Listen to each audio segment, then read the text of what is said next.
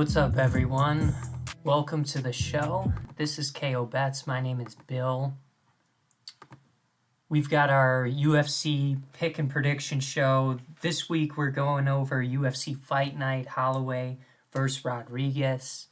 It's taking place tomorrow, Saturday, November 13th at 3 p.m. Central Time in the UFC Apex Arena in Las Vegas. So I'm really looking forward to, obviously, that main card, but there's some other really good fights lined up for the night. Before I get started and get into the fights, if you wouldn't mind, please subscribe to the channel. You'll get notified every time I go live. We do this live format show. It's great when people tune in and we got participation, but I understand, you're busy. You got other stuff going on. If you subscribe, you'll find out. You'll get notified when I go live. Let's dive right in. I think that's a really cool poster too. I'm a big fan of the baby blue and red. I think it looks sharp. Really clean. So the first fight of the night, we've got Kennedy Zichukwa against Da Un Jung. Kennedy is the underdog at plus 105. I pull my odds from DraftKings. These odds will probably change, in the minutes leading up to the fight. So, this is relative to what it was like this afternoon. So he's 3-1 in the UFC. His only loss was a submission loss to Paul Craig, and that's kind of what he does. And then on the opposite side, we've got Jung. He's the minus 125 favorite out of South Korea. He's 3-0-1 in the UFC. Has a draw in there. Jung is a really good, solid boxer. So I think I perceive him to be maybe more technical than Kennedy, but Kennedy does have a really, really good track record as far as, knocking people out. So I think he presents obvious power in this fight. It's a good fight. Kind of went back and forth on it. But ultimately, I think I'm going to go with Jung. We've seen Kennedy maybe have a little bit of a gas tank issue, so if it is a close fight, and I think it will be, I think we'll see Jung pull away in the latter rounds. So I'm going to go with Jung via KO or decision. The odds on that are only minus 10. I probably won't chase those odds if Jung is, we said he's minus 125, so I don't know. If you think it's worth it, go for it. I don't think he's going to submit Kennedy under any circumstance, but, go for it if you want. Another really good fight lined up next. We've got Mark Diakisi against Rafael Alves. Rafael's the underdog at plus 165. He's 0-1 in the UFC. And then we've got Mark. He's the minus 195 favorite. He's on a one-fight losing streak. Just lost to Rafael Fiziev. So if we've got, two guys with the first name Rafael lined up for him, is he going to correct it? I don't know. That's a stupid way to break down a fight, though. It's a good way to lose money. So I think Mark Diakisi, we've seen him be really good when he's able to impose some sort of grappling technique in the match and be physical. I think where he struggles sometimes is where we just you see him outworked, or maybe the fighter he's up against is elusive, not allowing the close quarters. So I'm going to go with Mark Diakisi in this match, but it's a good matchup. I think Alves in this matchup arguably draws an easier opponent than his debut.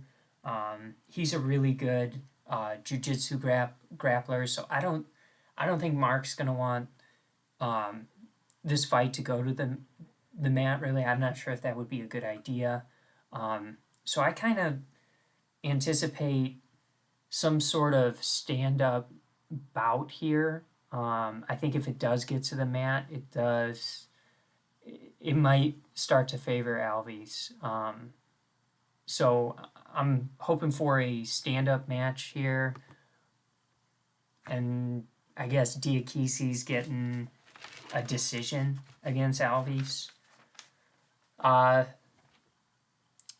Next fight, we got Courtney Casey going up against Liana Jojua. I really like the last name, but I don't think she's you know, I don't think she's going to win this. She's 1-2 in the UFC. She's the plus 200 underdog. Probably needs to grapple in order to win any fight. And I think Courtney Casey might present issues in this fight because I think she's a dangerous grappler in her own right. And then she's probably going to be the better striker. She's taller. So it's just a case of, Jojua, she's good at one thing. I just don't know if she's so good at it like a Habib or an Islam where she's just going to maul her opponent and get this fight to the ground and then continue to dominate on the ground. So honestly, I don't see Liana Jojua winning this fight. Yeah, could it get to the mat and could she get some sort of submission attempt off and possibly win it? Sure. I think it's a tough matchup for her, though. Going against Courtney Casey, obviously really experienced, savvy. Yeah, it's a tough fight, and out of the first fights we've talked about, I'm feeling most confident in Courtney Casey, in her ability to walk away with the win in this. Now, I'd love to make a prediction and tell you, oh, it's gonna be a stand-up decision win for Courtney Casey. That's what I think's gonna happen. Who knows though? So I don't want to throw any sort of prop bet out there for this fight. Even though Courtney Casey's minus 250 and I'm okay with that. I feel confident in her, but if you want to search for better odds, you could, roll the die. I think it would be tough to submit Jojua. I think Casey might be better on the ground, so I don't know. It's that kind of submission that makes me hesitant to even choose a result. Because, we could see Courtney Casey look really good on the feet. I think she would win a decision in that fashion. But does Jojua just get beat up too badly? And is it a TKO? Who knows? We'll have to watch the fight and see. So we got Sean Woodson going up against Colin Anglin. Sean Woodson, so this dude is 6'2", 145 pounds, fighting in the UFC. Kind of absurd. I think Kevin Durant, his nickname is the Sniper. Kevin Durant's Twitter handle's like Easy Money Sniper or something like that. He's got some Kevin Durant shit going on. That's insane. He's going up against Colin Anglin. So let's just get into the odds first. Sean Woodson, heavy favorite, minus 335. Colin Anglin's the underdog at plus 260. Woodson, 2-1 in the UFC. Colin Anglin, 0-1 in the UFC. But he got, and he was KO'd by Melsick in his debut, a nasty head kick. I don't know if Melsick's a really good fighter. Really impressed with Melsick. I don't know if Woodson's definitely going to be a good striker in this fight. I think he's going to look good striking, but I don't think he's going to have the ability to KO Colin Anglin. I don't think he presents that same power profile as like a Melsick. And even if you look at his breakdown, his win by breakdown, he's got 2 KO wins, 1 submission win, and 5 decision wins. I think what we're looking for here is him to avoid the takedowns from Colin Anglin, because he's going to shoot for him. So we need Sean Woodson to be able to avoid those. Decent takedown defense, but, we'll see what happens. So we want him to avoid those. And then I think we're looking for a decision. So the Woodson decision is minus 115, which isn't horrible. If you wanted to parlay that with a KO decision hedge, that's minus 300, so a little bit of an improvement over the minus 335 odds. I'm going to go with Sean Woodson as my money line pick. I think has the ability to, win this fight via decision. I think that's how it's going to work. There's going to be a huge discrepancy on the feet. He's got the length, so he can, England's going to have to cover a lot of distance in order to get a takedown, and he could possibly have to eat a good shot or two in order to do that. So, not as confident as Courtney Casey on this one, even though Woodson is a more heavy favorite. Because I think if it does get to the mat, it's gonna be a tough match for Woodson to win. All right, in the next bout, we've got Cynthia Calvillo against Andrea Lee. Cynthia Calvillo is on a 2-fight losing streak. She is the favorite right now at minus 135. Really good jiu-jitsu artist, good grappler, probably the better grappler in this fight. And then we've got Andrea Lee, who's just overall really decent, really well-rounded. So it's just, obviously Calvillo's really good at what she does, and that's jiu-jitsu, grappling, remaining in dominant, control for a majority of the match, going for submissions, that kind of stuff. Andrea Lee,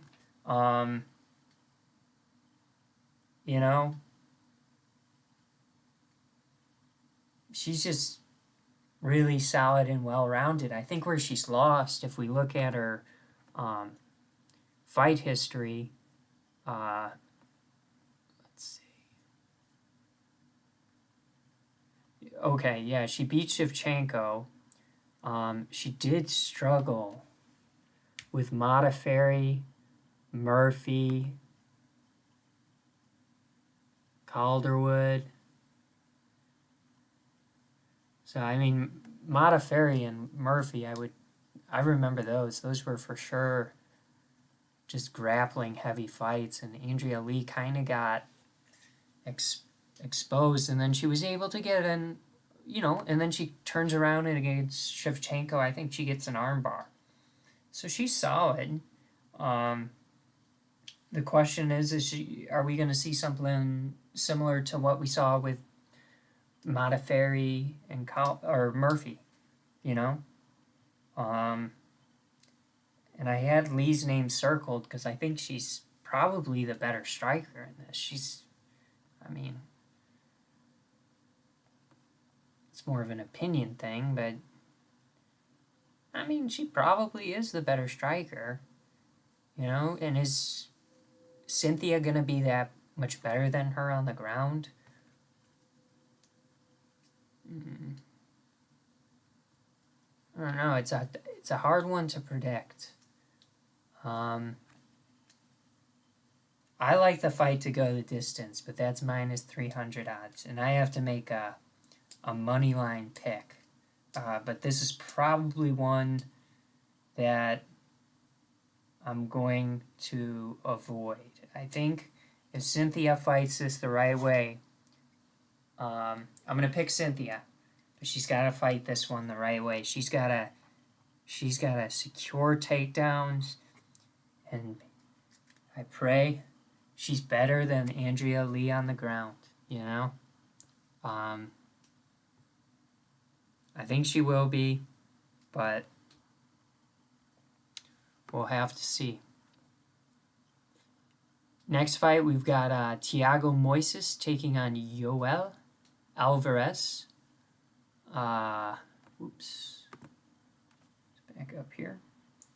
Thiago Moises, coming off of a loss. He is the minus 265 favorite. Keep in mind, that loss did come to Islam Makhachev,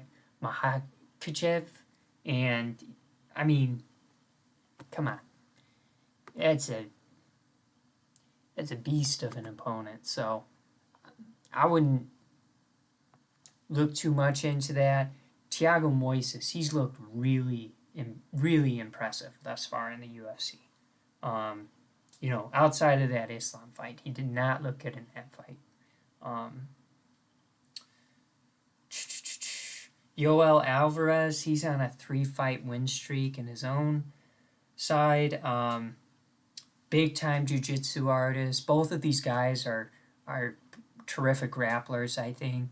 Yoel Alvarez, super long and just you know, really good at latching onto your back and getting the submission. Out of his 18 wins, 16 of them have come via submission. The other 2 were KOs.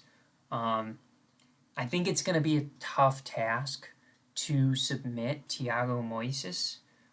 With his jiu-jitsu background, I think it's going to be tough for a guy like Yoel Alvarez. He could do it, but I think it's going to be tough. And then, you know, while Alvarez might be a little bit quicker, I think the power and probably as far as being more like technical, like that probably goes to Thiago Moises in this fight. So I think we're looking at a really good fight. I think it's probably going to be very close. Man, I have to go with Thiago Moises. You know, I'm giving him a pass for the Islam fight. For obvious, I mean, maybe I shouldn't, but I'm giving him a pass. He's going up against another really good grappler by the resume. But you know, that being said, I think he holds a little bit of an advantage on the feet, and we'll see. But I like him. I like him. I like the KO or decision. Sorry, I think the fight is probably gonna go the distance. I like hedging the occasional decision with like a submission or KO result. So for a KO or decision for Moises, it's minus 175. Does the fight go the distance? I think so. I think what I'm seeing in my head is like a Thiago Moises decision where he points him up. Maybe there's a couple of grappling exchanges, but nothing of consequence or nothing where someone's in dominant control for an entire round and people are stealing rounds because of the grappling discrepancies. I don't think we're gonna see anything like that. So I feel confident in Thiago Moises. Dangerous opponent here, but definitely a step down from the last fight where he found himself across from Islam. All right, in the next bout, we've got Song Yadong taking on Julio Arce. Song Yadong is on a one-fight win streak. He's a really, really well-rounded fighter. He's been, I think, really terrific thus far in the UFC. Really good in the stand-up department. I think he's pretty respectable in the grappling department. I think he knows how to win fights. He has been in some close ones.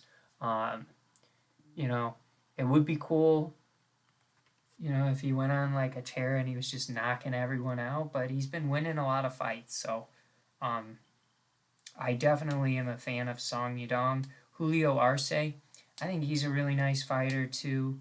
Muay Thai background. He's on a one-fight win streak.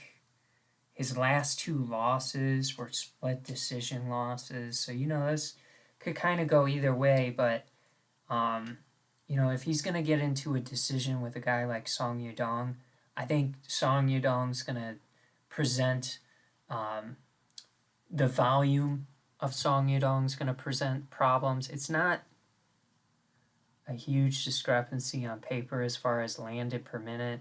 I think Song Yadong is going to have the higher output. I think he's going to be more technical. I think as a result, he's going to, be more efficient and probably be the fresher fighter in the later rounds. I kind of like a Song decision. I kind of like a decision outcome for this fight. The Song KO or decision is only -125. You do get positive odds for picking any result in this fight. I'm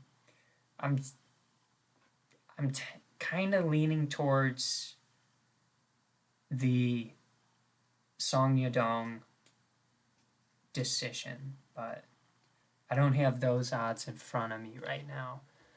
But as a prediction, a result, that's what I'm going to predict here. All right, we got Miguel Baez, Carmel Thunder, against Chaos Williams, the Ox Fighter. Baez is the -145 odd favorite. He's 3-1 in the UFC. Chaos Williams, Callan Williams, 3-1 in the UFC. He's been very good as well. What we got here, I think we've got 3 losses in total between these guys. All 3 of the losses are decisions. These guys obviously have knockout ability and we're probably looking at more of a striking match than something that's gonna end up on the ground.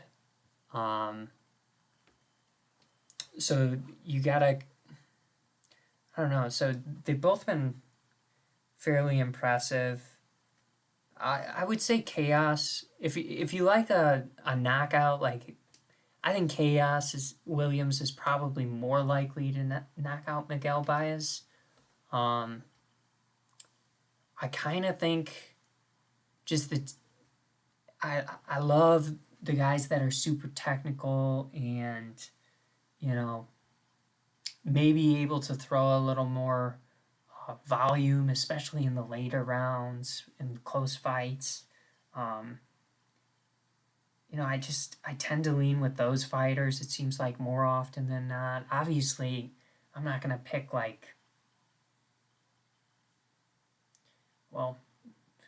I'll have to make that pick eventually here, like a Cyril Gane against Ngannou. I'd probably take Ngannou, just the circumstances though. In this matchup, I see a decision, and I kind of see Chaos Williams losing that decision. So I'm going to go with Miguel Baez on this. A Baez decision plus 225 odds. A KO or decision result for Baez is minus 115. Again, he's the favorite. The money line has him at minus 145. Chaos Williams at plus 125. Sheesh. No viewers tonight. That's okay.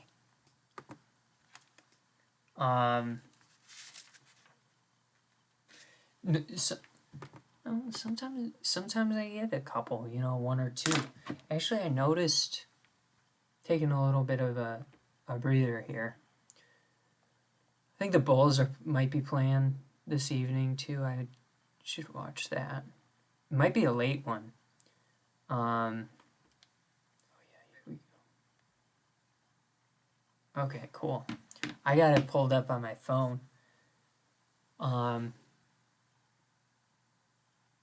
Maybe it'll update and it'll look like I have a viewer. Probably not, because it's the same profile.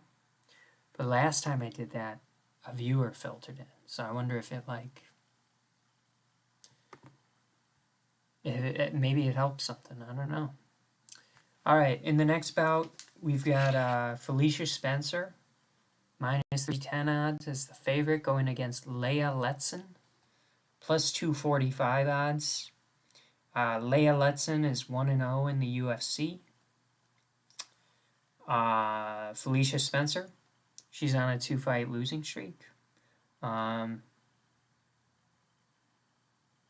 would say Felicia Spencer isn't the most talented striker in the stand-up department. If she's up against an opponent who can avoid being taken to the mat or is just as good as her on the mat, and they're a better striker, she's probably going to lose that. She is tough. I mean, I think she fought Cyborg and Nunez to decision. So, I mean, she is tough. And obviously really, really impressive resume. On the flip side here, we've got Leia, little newer to the UFC.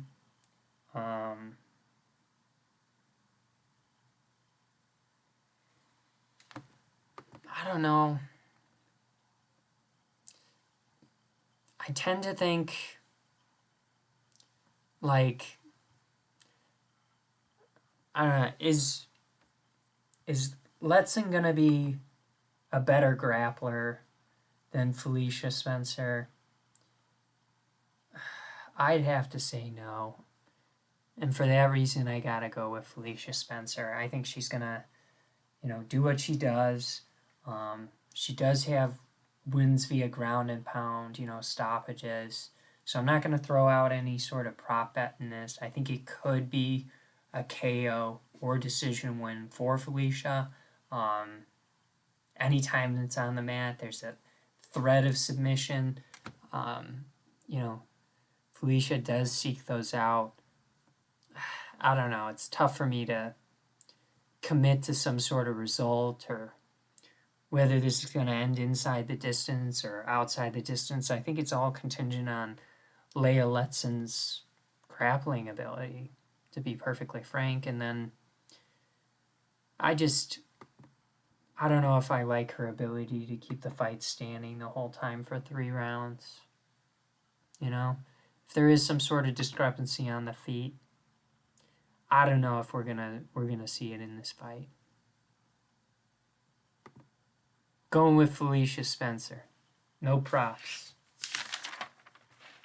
All right, and then we're on to the co-main event. We got Ben Rothwell taking on Marcos Rogerio de Lima. Ben Rothwell is the favorite at minus 165 odds. Marcos plus 145. I was a big fan of Ben Rothwell. I don't know. He did some weird speech. And I'd love to... he was a weirdo for sure. But he almost Ben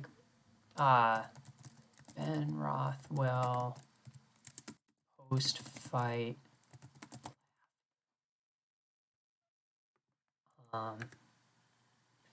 So he did this weird,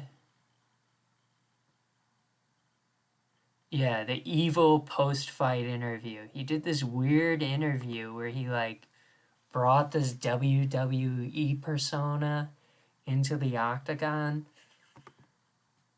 It's a little cringy, but I kind of want to. Let's get right to the finish, man. How did you get it done? Pretty special way to end that fight here tonight. That choke, let me tell you what that is. That's actions that speak louder than words. And the mixed martial artist you once knew, I am no more. I am something completely different. The only fight that matters to me now is the #1 contender spot. I will hold the UFC title.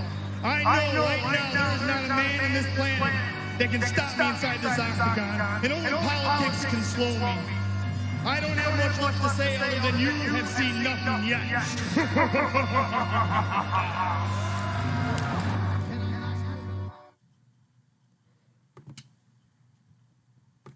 You know, I think it's got to come from here. I think it was a good message, just maybe a little too recited in his head. He's a weirdo, though. But I'm kind of a fan of his style. Super unorthodox. I mean, so he took like this break between 2016 and maybe like end of 2018 or 2019 even. He took some time off, and I don't think he's really been the same since he fought Dos Santos. I think he might have gotten KO'd, but he's been 3-3 since then.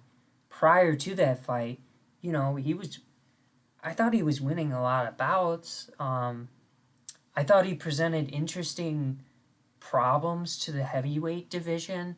And then I think, you know, since 2016, we've obviously just seen like a different type of athlete explode into that division where it's not like, you know, fatsos dominating the 260 division, you know, super fat grapplers or muscular grapplers. Don't take offense to it, you know, but there was a certain body type in the heavyweight division, and those were the people that couldn't make 205, you know? And I think 205 is pretty heavy. You know, so high output, good striker. On the flip side, we've got Marcos. Marcos probably presents more danger as far as like power, you know, but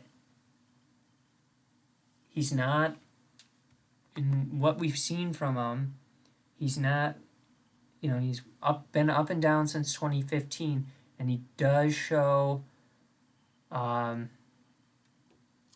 don't know, a little bit of resolve at the end of some of the decisions he's been in, where he's, you know, just kind of falls out of the fight if he's not getting that earlier KO, and he's noticing the fights maybe not going in his favor. So I think Ben Rothwell is a guy who's going to be very frustrating for a guy like Marcos to fight. He moves around a lot. You can hit Ben. It's I'm not going to put a lot on Ben, but I am confident that Ben can win this fight. But I'm not going to put a lot on it. I think what we're looking for is like a Rothwell decision, and the Rothwell decision's plus 300. And I kind of like that. I think we're going to see, you know, Ben Rothwell patter him up with that jab, work the weird angles. Maybe he tries to throw a couple power shots. He does like to throw uppercuts and stuff, but I don't know. I'm more tempted to look at that decision result. If you do want to hedge him with a KO, it's minus 110. He is the favorite, minus 165. I think if you like Marcus, you gotta be looking for a KO. I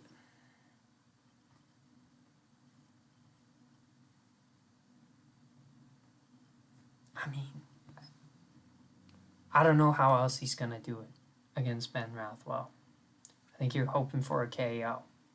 And I'm sure the odds are decent for that, too, considering he's the underdog. So, good luck in that one. I'm rolling with Big Ben. Big Ben in his 50 fights. 52. Oh, man. And then we've got Max Holloway. Max Blessed Holloway taking on Yair Rodriguez. What a fight. So Yair's been off for a little time. Max Holloway has been... Well, since we saw him fight Volkanovski twice.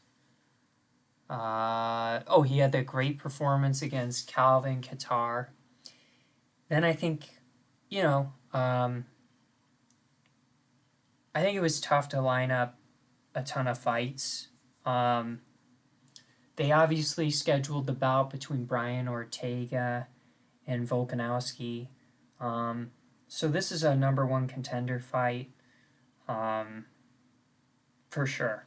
For sure. I think whoever wins this fight deserves a shot at Volkanovski. If they want to, try and squeeze in some other fight, if that's what Alex wants to do, they could probably do that if he takes it this year. But,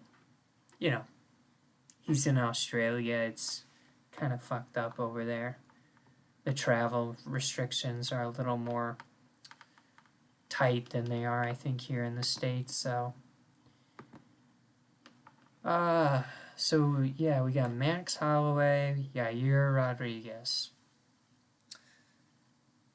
Let me preface this by saying Max is one of my favorite fighters in the UFC. I would say top 3 for sure. I just think he's always such an entertaining watch. I remember it might have been like Ricardo Lamas or something like that. He's pointing in the center of the octagon at the end of a fight that he just absolutely dominated in the stand-up, and it basically for the 30 seconds is just exchanging haymakers with his opponent. Points to the middle of the octagon, wants to fight. I think he's a terrific fighter. Extremely skilled. I think the fact he has fought so much, and he's traditionally fought super frequently, I think that just benefits him. Yeah, we've seen him take damage. He took a lot of damage in the Pettis fight. He probably would have taken a little bit of damage against the Khabib. Took some damage versus Volkanovski. But Volkanovski in his own right presents a lot of challenges and variables that I just don't know if Yair has. I think both of these guys are capable of delivering, a knockout blow in any fight. I think stylistically, you're more likely to see that from Yair. Puts a little more intent on his shots. Not that Max's shots don't have intent, but he values, I think, accuracy, efficiency, the ability to continue to throw high volume in rounds 4, 5. It's an interesting fight for sure. We haven't seen... I don't know the last time I saw Max get KO'd. I can't remember if it happened when he went up in weight to face Poirier. I can't remember if that happened, but if it did, my bad for forgetting, but different circumstances too. Yair's not Poirier. So Max is a heavy favorite at minus 720.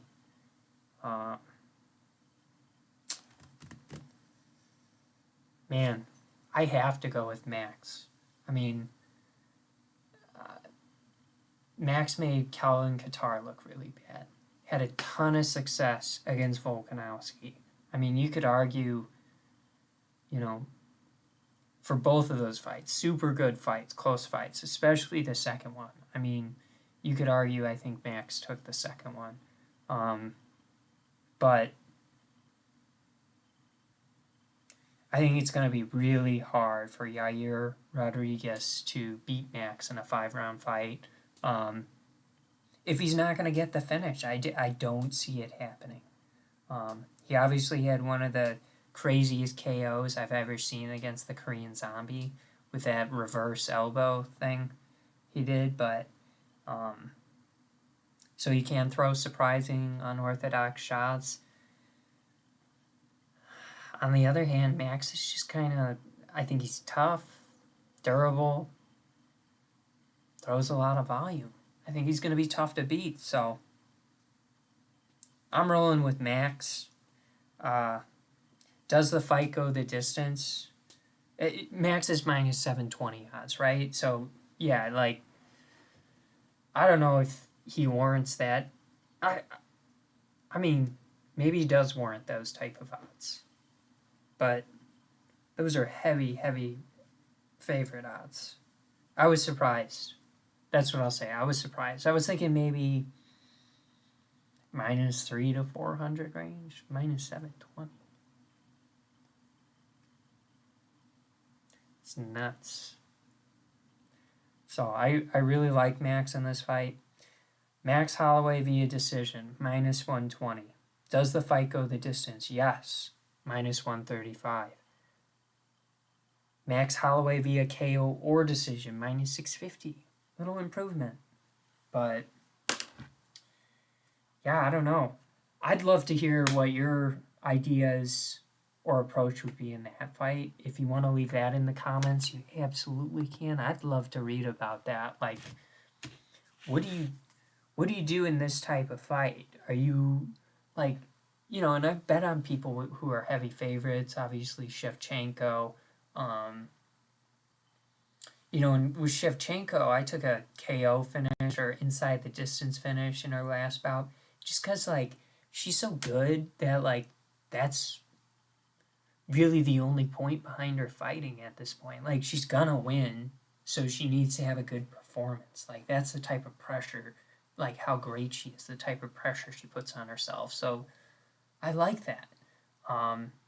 For Max, I love his competitiveness and his ability to go out there and dominate a fight from start to finish. It's just not his style to be knocking people out. So I kind of like the decision. But if you want to hedge it with a KO or a TKO, you know, TKO's a possibility if Yair is real fucked up. But, you know, stylistically, Max, you know, he fights a certain way, and he does a lot of damage. He does do a lot of damage. I don't know. Comment below what you're gonna do in that. I'm super interested to hear about it. So that wraps up UFC Fight Night. Holloway against Yair Rodriguez. If you wouldn't mind, again, just a friendly reminder, subscribe to the channel if you haven't, get notified when I go live. If you got any questions, you can tweet at me. I don't know, I might respond, I might not. Or you can email me. That's probably better. I'm not on Twitter too much. I use it like I'll sometimes tweet out like when I'm doing a show or whatever, but I don't really fuck with that. I think this evening they uploaded Shang-Chi to Disney Plus. I like that. Oh yeah, Bulls play the Warriors tonight. That's good. That's probably at 9. That's probably a late one. That's kind of cool. Might play some games. Might watch Shang-Chi. Might watch Bulls. Might watch Harry Potter. I'm trying to work through the Harry Potter series with my girlfriend. She's never watched it before. As a fanboy, it's it kills me. We start the movie like 10 minutes into it. I look over and she's just passed out. And that's when I look over. So it's like, you know, probably in less than 10 minutes, she became that tired, that bored by the content, that she just crashes. It's crazy. I have movies I do that with, though. Lord of the Rings, if I turn that on, The Fellowship of the Ring, I can only get like,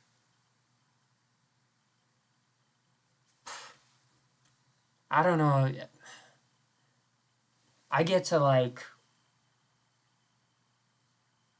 where they're complaining about all the meals, the hobbits are complaining about all the meals they need to eat. Like, what about breakfast, second breakfast, tea time, dinner, supper? And they throw like apples or potatoes at them. And then like, yeah, I get to about that part. And then if it's super late and I need to like turn something on to pass out to and get tired, that does it. Just a do do do do do do do. The music too, the flutes, the Shire. It's so awesome. And then just like the excitement in the initial parts of that movie, it's just like, you really feel like you're about to take an adventure with along with Frodo. So that's probably my go-to movie to fall asleep to, is The Fellowship of the Ring. I got a buddy. He watches Prometheus. He watches Prometheus like every single night, and I think Prometheus is good. Um, and but every single night, and I'm not joking. Every single night. Let me see if I can find it. Yeah, every single night he's sending me Snapchats, and it's like of this scene at the very beginning. I don't know if he ever gets like, very far into the film, but it's hysterical. It's hysterical, and it is like every single night. I'm not that bad. Um, oh, let's see where AMC finished.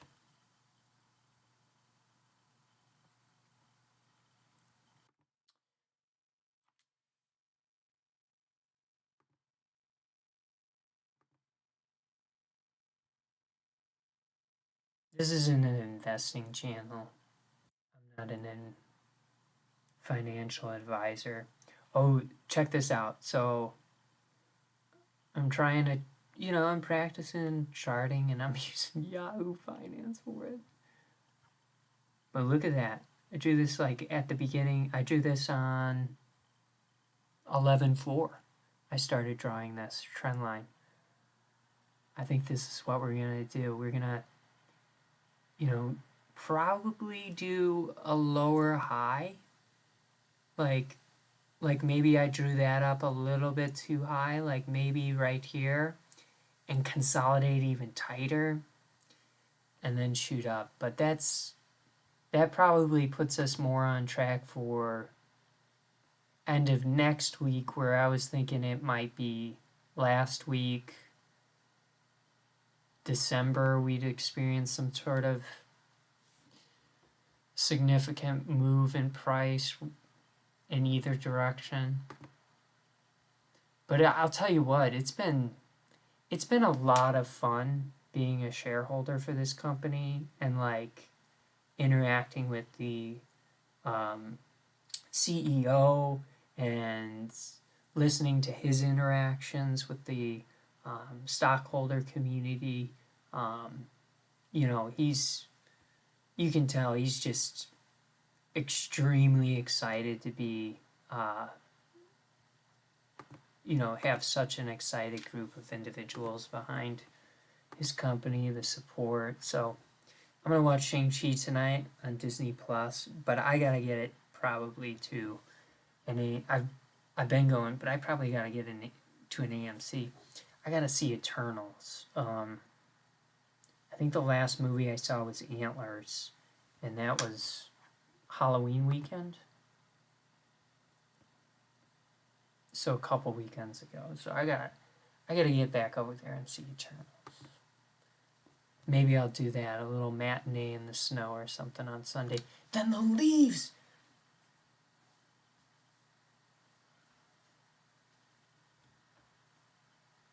We have so many leaves in my yard.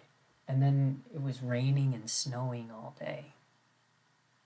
It's supposed to snow here on Sunday. I gotta do yard work tomorrow and get the leaves done in the morning. I got no choice.